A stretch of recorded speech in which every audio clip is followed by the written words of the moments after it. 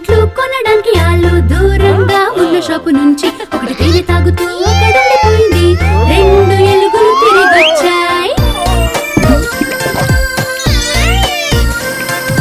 ఒకటి రెండు చిన్ని ఎలుగు బంట్లు కొనడానికి ఆలు దూరంగా ఉన్న షాపు నుంచి ఒకటి తేనె తాగుతూ అక్కడుండిపోయింది.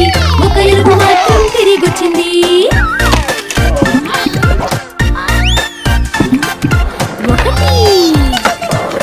చిన్ని ఎలుగు బంటి కొనడానికి ఆలు దూరంగా ఉన్న షాపు నుంచి